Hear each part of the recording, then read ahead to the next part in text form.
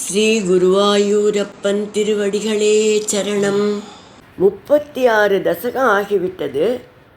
பாகவதத்தோட சுருக்கம் நாராயணீயம்னா கிருஷ்ணாவதாரத்தை பற்றி இன்னும் சொல்லவே இல்லையே அப்படின்னு நிறைய பேர் நினச்சிருப்பேன்.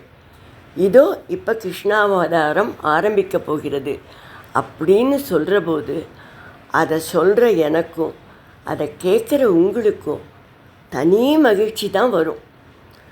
உலகியல் மகிழ்ச்சியெல்லாம் 2 துன்பங்களுக்கு நடுவில் வர ஒரு குட்டி மகிழ்ச்சி, அவ்வளோதான். ஆனால் கிருஷ்ணாவதார மகிமை நமக்கு தரப்போவது கலப்பற்ற முழுமையான பேரானந்தம். கிருஷ்ணாவதாரத்துக்கான பின்னணியை, கிருஷ்ணாவதாரத்தோட காரணம் என்னங்கிறத பட்டதிரிகள் இந்த தசகத்தில் விளக்கிறார்.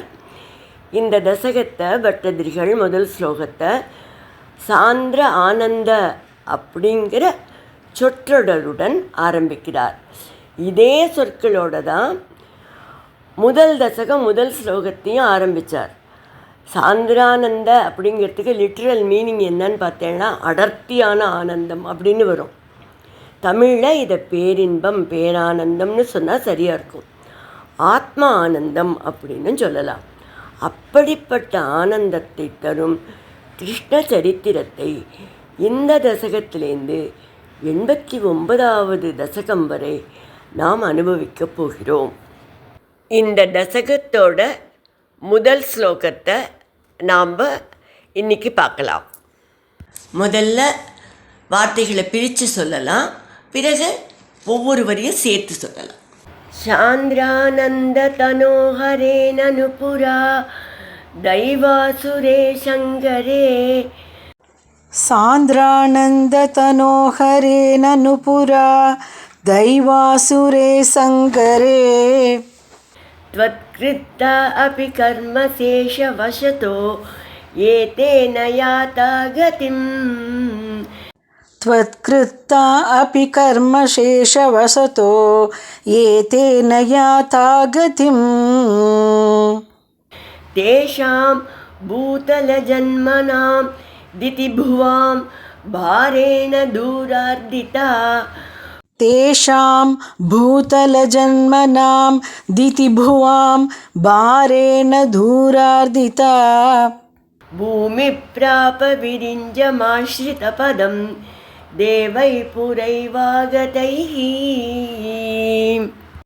भूमिप्राप विरिञ्जमाश्रितपदं देवैपुरैवागतैः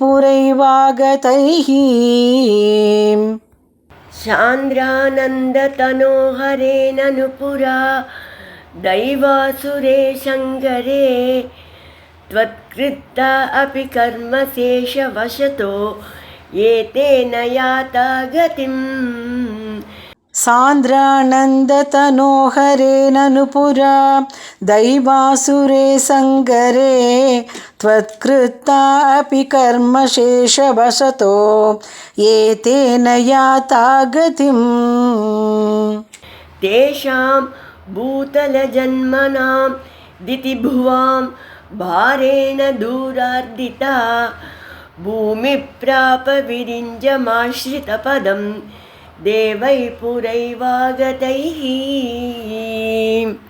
तेषां भूतलजन्मनां दितिभुवां भारेण दूरार्दिता भूमिप्राप विरिञ्जमाश्रितपदं देवैपुरैवागतैः. இப்போ நாம் இந்த ஸ்லோகத்தோட வார்த்தைகளை பிரித்து அர்த்தங்களை பார்க்கலாம்.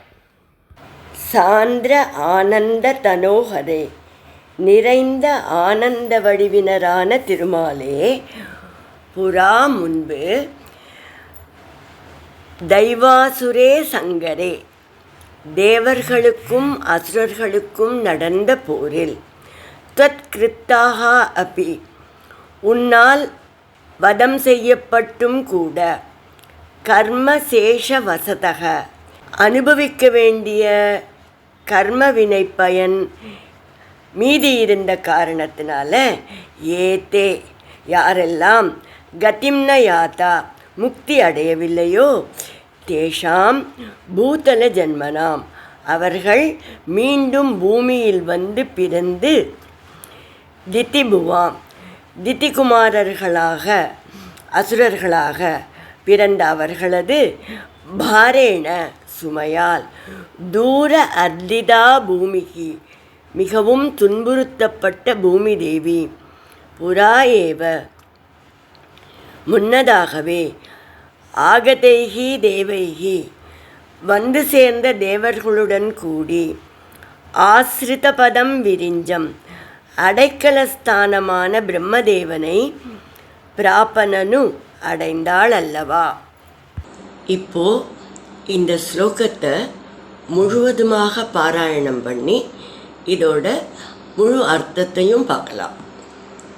சாந்திரானந்த தனோஹரேனனு புரா दैवासुरे शङ्करे त्वत्कृता अपि कर्मशेषवशतो ये तेन याता गतिं तेषां भूतलजन्मनां दितिभुवां भारेण दूरार्दिता भूमिप्रापविरिञ्जमाश्रितपदं देवै पुरैवागतैः.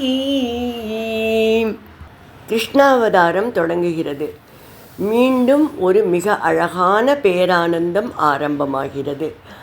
ஆனந்தம் நிறைந்த திருமேனு படைத்த ஹரே, பக்தர்களின் கஷ்டங்களை அபகரித்து செல்பவரே, முன்பொரு காலத்தில் தேவாசுர யுத்தம் நடந்தபோது உங்களால் அழிக்கப்பட்ட அசுரர்களில் சில பேருக்கு கர்மா பாக்கி இருந்துதான். மற்றவர்களை பற்றி, சில அசுரர்களை பற்றி வேறு சில கணக்கு திட்டங்கள்லாம் பகவானுக்கு இருந்துதான். அதனால் அவர்கள்லாம் பூமியில் மீண்டும் வந்து பிறந்து விட்டார்கள். பூமாதேவி நல்லவர்கள் எத்தனை பேரானாலும் கஷ்டப்படாமல் தாங்குவாள். ஆனால் தீய அசுரர்களை, கொடியவர்களை அவளால் தாங்க முடியாது. அவர்களுடைய பாரம் அவளால் தாங்க முடியாது. அப்படி ஒரு நிலை ஏற்பட்ட போது பூமாதேவி தன் கஷ்டத்தை முறையிட சத்தியலோகத்தில் உள்ள பிரம்மாவிடம் சென்றாள். அப்போது தேவர்களும் முன்பே அங்கு கூடியிருந்தனர். தங்களுடைய கர்மாக்களை தீர்த்து கொள்வதற்காக பிறந்த அசுரர்கள்னு சொன்னேன் இல்லையா? சில உதாரணங்கள் சொல்கிறேன். கரன்னு ஒரு அசுரன், அவன் கிருஷ்ணாவதார சமயத்தில் தேனுகாசுரனாக பிறக்கிறான். காலநேமி கம்சனாக பிறந்தான். துவாபர யுகம்னு ஒரு அரக்கன் சகுனியாகவும், கலி என்ற அசுரன் துரியோதனனாகவும், சகஸ்ர கவச்சன் என்ற அரக்கன் கர்ணனாகவும் பிறக்கிறார்கள். பகவானோட திட்டம்னு சொன்னேன் இல்லையா? அதுக்கு என்ன உதாரணம்? ஜெய விஜயர்கள் அசுரர்களாக 3 தடவை பிறக்க வேண்டும். ஹிரண்யாக்ஷன், ஹிரண்யகசிபு, ராவணன், கும்பகர்ணன் இப்படி அசுரர்களாக பிறந்து பகவானால் வதம் செய்யப்பட்டு விட்டார்கள். இப்போது கிருஷ்ணாவதாரத்தில் சிசுபாலன் தந்தவக்ரனாக பிறந்து வதம் செய்யப்பட போகிறார்கள்.